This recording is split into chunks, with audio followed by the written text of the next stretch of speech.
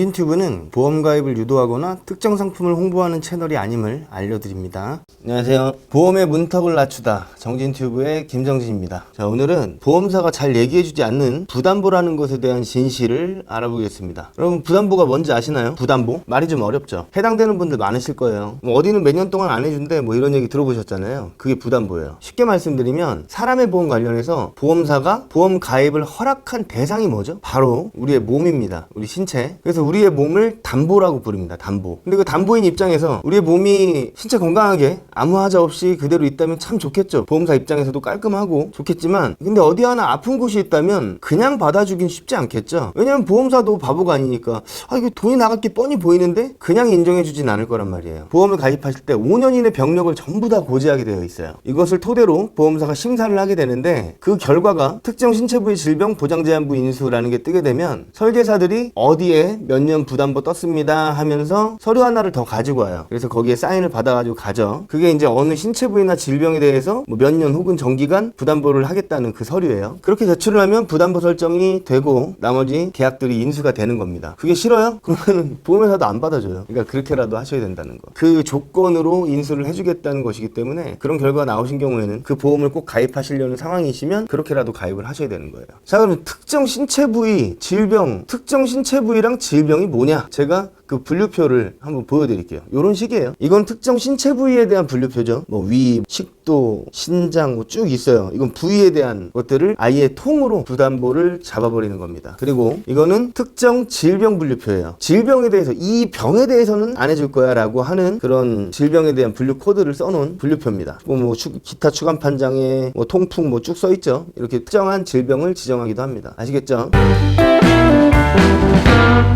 근데 만약에 예를 들어서 제가 1년 전에 왼쪽 어깨를 다쳐가지고 수술을 받았어요. 그런데 보험을 새로 가입하고 싶어요. 그래서 5년 그 고지를 해야 되니까 고지를 했습니다. 왼쪽 어깨 1년 전에 수술했었다 그랬더니, 그럼 이제 보험사가 심사를 하겠죠. 보험사 입장에서 한번 생각을 해보세요. 딴 건 다 괜찮은데 왼쪽 어깨가 자꾸 마음에 걸려요. 되게 신경이 쓰입니다. 이런 경우에 보험사가 이럴 수 있죠. 야, 다 좋은데 네 왼쪽 어깨가 위험해가지고 언제 또 수술하게 될지, 언제 또 아프게 될지 우리가 돈을 계속 또 지불해주는 그런 상황이 생기면 안 되잖아. 뻔히 지금 아픈 거 알고 있는데. 그래서 내 생각엔 한 3년 정도는 지켜봐야 될 것 같아. 그러니까 3년 동안만 네 왼쪽 어깨에 대해서는 안 해주는 조건으로는 받아줄 의향이 있어. 어떻게 생각해? 그래도 가입할래? 하면서 부담보 부위, 여기 표에서는 36번이거든요. 부담보 부위 36번을 써놓고 왼쪽 어깨에 대해서 3년 부담보를 설정한 서류를 출력해서 동의 사인을 하게끔 하는 거죠. 이런 프로세스로 부담보가 잡히게 됩니다. 부담보는 아까 설명했듯이 기간 부담보랑 전기간 부담보가 있는데, 기간 부담보는 부담보하는 기간이 정해져 있어요. 그래서 그 기간 동안에는 아무리 치료를 받아도 보상을 해주지 않습니다. 단 그 기간이 지나고 나서 치료를 받으면 보상을 해줍니다. 이게 기간 부담보예요. 하지만 정기간 부담보는요, 이 보험이 끝날 때까지 끝까지 안 해주겠다고 하는 그런 부담보예요. 그냥 그 부위 혹은 그 질병은 절대 안 해주겠다고 그렇게 못을 박은 겁니다. 참 불편한 일이 아닐 수 없어요. 괜히 찝찝하잖아요, 그죠? 자, 여기서 중요한 사실들을 알려드리도록 하겠습니다.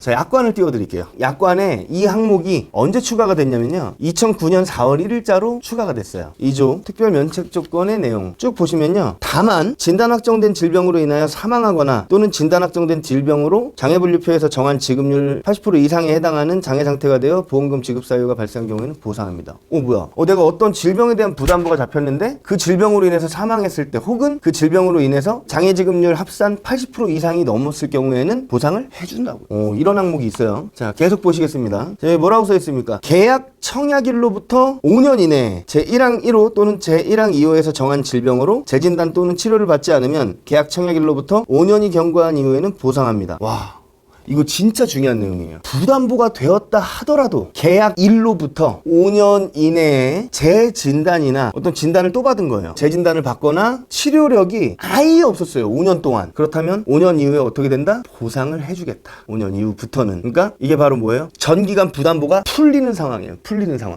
전기간이라고 하더라도 그냥 말 그대로 끝까지 안 해주는 게 아니구나. 이런 조건이 되면 전기간 부담보도 풀릴 수가 있는 거구나. 이거 되게 중요합니다. 몰라서 아예 그냥 받을 생각 생각 안 하시는 분들 계세요. 꼭 알고 계셔야 됩니다. 예를 들면 가입하기 1년 전에 위궤양으로 약물 처방을 몇 번 받았어요. 그래서 보험을 가입하려고 하니까 보험사에서 위에 대해서 전기간 부담보를 설정해버렸습니다. 근데 어쨌든 가입을 하고 나서 5년 동안 뭐 위에 대해서 큰 문제가 없어서 병원에 간 적이 없어요, 아예. 그러고 나서 5년이 지난 후에 이 사람이 위암으로 약물 처방을 몇 번 받았어요. 이런 경우에는 보상이 됩니까, 안 됩니까? 됩니다. 5년 동안 치료력이 아예 없었기 때문에, 재진단이나 치료력이 없었죠. 그런 경우에는 보상이 나간다는 거예요. 진짜 치료력이 없으셔야 돼요. 아, 다른 병원도 그럼 가면 안 되겠네. 아유, 이 보험은 5년 동안은 다 그냥 모셔놓고 나는 그냥 5년 동안 꾹 참고 병원에 안 가야겠네. 그거 아니고요. 위 관련된 거, 위. 부담보 관련된 것만 5년 동안 치료력이 없으면 된다라는 거예요. 다른 거랑 상관없어요. 그리고 여기서 중요한 거는요, 계약일로부터 5년이에요. 내가 언제 한번 갔어요. 가입하고 나서 1년 있다 병원을 갔어요. 가버렸어. 내 해당 부위에. 가고 나서 그 뒤로 5년 동안은 한 번도 안 간 거예요. 그러니까 6년 차겠죠? 한 번도 안 간 거예요. 그러면은 이 정기간 부담보가 풀린다, 안 풀린다? 안 풀린다. 조건이 뭐예요? 계약일로부터 5년간이에요. 그거 중요합니다. 한 번이라도 치료받으면 말짱 꽝입니다. 정기간 부담보를 안고 가셔야 됩니다. 자, 계속 보겠습니다. 제1항 1호에서 지정한 특정 부위에 진단 확정된 질병의 합병증으로 특정 부위 이외에 진단 확정된 질병으로 계약에서 정한 보험금의 지급 사유가 발생한 경우, 부담보가 잡힌 부위에 진단 확정된 질병의 합병증으로 다른 부위의 질병이 생겼을 때는 보상이 된다, 안 된다? 된다. 그리고 또 제1항 2호에서 지정한 특정 질병의 합병증으로 인하여 진단 확정된 특정 질병 이외의 질병으로 계약서에서 정한 보험금의 지급 사유가 발생한 경우, 부담보가 잡힌 질병의 합병증으로 부담보가 잡힌 질병 외에 다른 질병이 생긴 경우 지급됩니다. 합병증 되게 중요한 포인트죠. 자, 또 볼게요. 상해를, 이거 되게 중요합니다. 상해를 직접적인 원인으로 하여 보험금의 지급 사유가 발생한 경우, 상해가 원인이 되었다면 부담보가 잡힌 부위라 하더라도 보험금을 지급한다. 부담보는 질병에 국한되어 있어요. 상해는 전혀 상관이 없거든요. 진짜 잘 알아두셔야 돼요. 아무리 부담보가 잡혀 있다 하더라도 재해랑 상해는 보상을 해줍니다. 이게 무슨 말이냐? 아까처럼 왼쪽 어깨에 3년 부담보가 잡혔어요, 제가. 근데 가입하고 2년 정도 지났어요. 그때 교통사고가 되게 크게 나가지고 어깨 또 다친 거예요, 어깨를. 이런 경우에 보상이 됩니까, 안 됩니까? 된다는 거예요. 상해이기 때문에. 이걸 잘 모르시는 분들이 있는데 아예 청구 안 하시는 분들 많거든요. 이거 그냥 나 부담보라, 아유 나 하필이면 또 이쪽 다쳤네. 청구 안 하시는 분들이 있는데 반드시 하셔야 됩니다. 이거는 나가는 거예요. 척추는요 조금 애매하긴 해요. 척추는 목부터 꼬리뼈까지가 다 그냥 척추죠. 다 연결돼 있어요. 그냥 이걸 한 부위로 봐요. 근데 척추 같은 경우에는 퇴행성이 워낙 많기 때문에 질병으로 보는 경향이 좀 있습니다. 그래서 척추에 부담보가 잡히고 나서 다시 뭐 사고가 나가지고 척추 쪽으로 치료를 받겠다. 이거 상해인데 왜 안 해주냐? 그 상해에 대한 기여도를 확실히 받으셔야 돼요. 그거에 대한 판단이 좀 들어가야 되기 때문에 무조건 100% 받는다 이렇게 얘기는 하기 좀 어렵습니다. 상해가 인정이 됐다 그럼 받으시는 거고, 그게 인정이 안 된다 그러면 못 받을 수도 있다는 거 참고하시고요.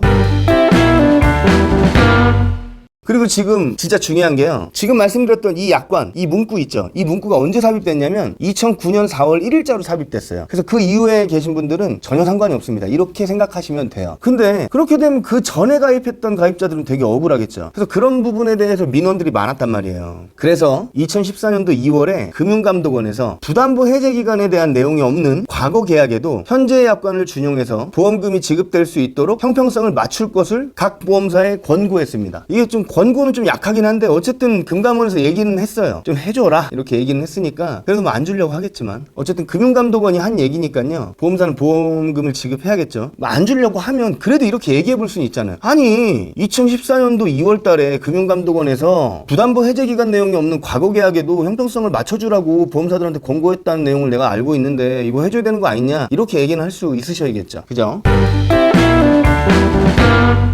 자, 그럼 여기서 궁금한 게 생기실 겁니다. 첫 번째 질문. 그러면 5년 부담보하고 정기간 부담보하고 똑같은 거 아니야? 5년 지나면 되는 거니까? 에이, 다르죠. 5년 부담보는요, 5년 이후에 그냥 이 부담보가 사라지는 게 당연히 보장이 돼 있는 거예요. 그죠? 그러니까 5년 이전에 치료를 받아도 된다, 안 된다? 된다. 다만 보험금을 안 줄 뿐이에요. 보상은 안 해줄 거야. 치료 네 맘대로 받아. 상관없어. 이런 거예요. 계속 받고 있었어요. 근데 5년이 지나니까 이제 보험금을 주기 시작하는 거예요. 5년 이후에는. 그 전거는 못 받고. 됐죠? 근데 전기간 부담보는 뭐예요? 5년 동안 치료 이력이 없어야 5년 이후에 그걸 해제시켜 주겠다는 얘기예요. 완전히 다르죠? 자, 두 번째. 그럼 전기간 부담보를 풀려면 어디가 아프던 병원을 아예 안 가야 됩니까? 아니에요. 아니에요. 해당 부위. 부담보 잡힌 부위나 부담보 잡힌 질병으로만 안 가시면 됩니다. 나머지는 전혀 상관없어요. 세 번째, 주기적으로 의사가 검사를 해야 된다고 그래가지고 주기적인 검사를 한 거예요. 계속 1년마다. 그런 경우에도 치료력이나 뭐 이런 걸로 봐서 5년 지났을 때 정기한 부담보가 안 풀리는 경우가 생기나요? 추적 관찰에 대한 것들은 치료로 보지는 않습니다. 근데 만약에 추적 관찰했는데 뭐가 떴어요. 진단이 막 떴어. 그러면 안 되겠죠. 네 번째, 그냥 병원에 가고 청구만 안 하면 보험사는 모르잖아요. 그럼 상관없는 거 아니에요? 보험사가 바보입니까? 만약에 정기간 부담보가 된 사람이 있어요. 보험사가 딱 보고 있어. 이 사람이 5년이 지나가지고